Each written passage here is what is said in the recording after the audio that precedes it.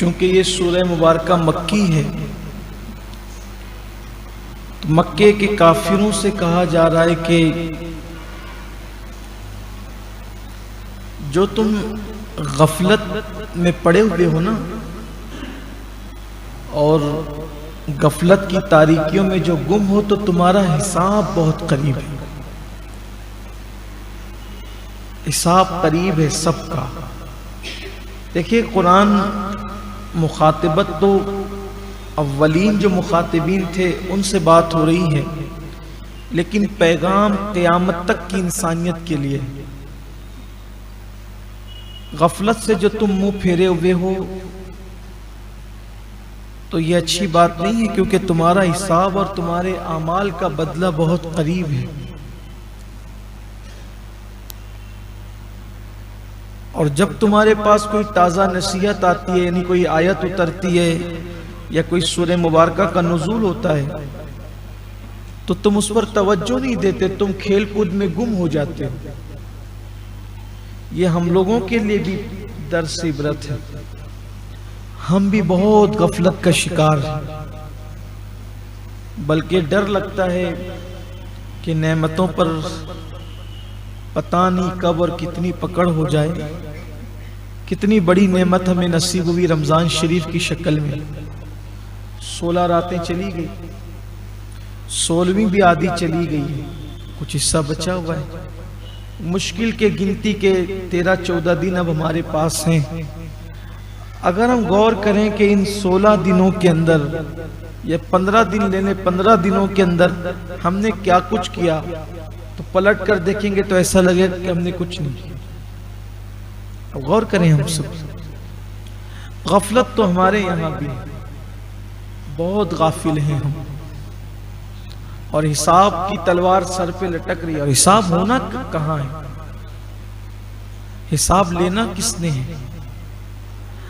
اگر انسان یوم حساب کے تصور کے ساتھ جیے تو میں سمجھتا ہوں کہ انسان گناہ چھوڑ دے گا۔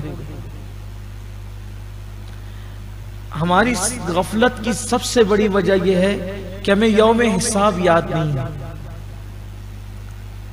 اور جو یوم حساب ہے، جو یعنی حساب کا جو دن ہے، اس دن اللہ تعالیٰ اتنے جلال کا اظہار فرمائے گا کہ اس سے پہلے بھی اور اس کے بعد بھی اتنے جلال کا اظہار کبھی نہیں کیا۔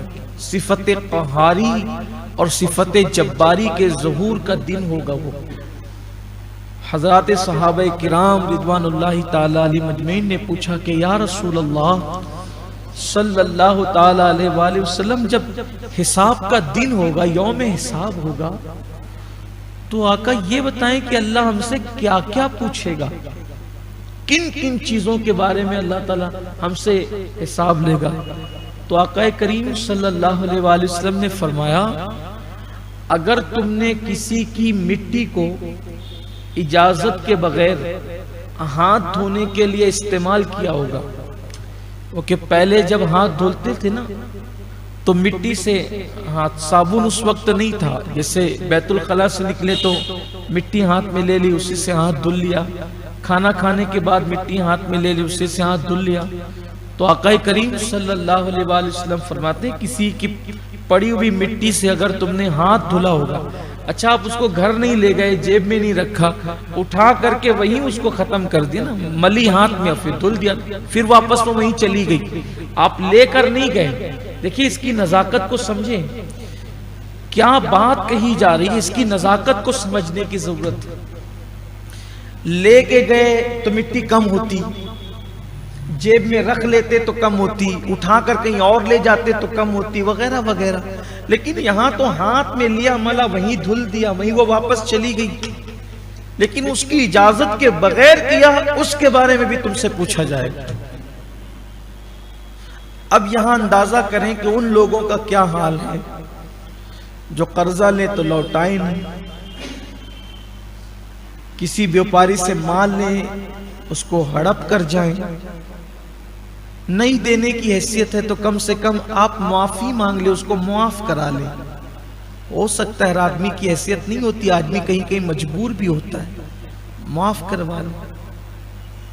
لیکن یہ کیا ہے کہ لاکھوں کروڑوں کا کسی کا لے لیا اور ہڑپ کر گئے. بلکہ بعض تو اتنے بے باک ہوتے ہیں وہ کہتے ہیں کہ مولانا کافروں کا تو کھا سکتے ہیں نا.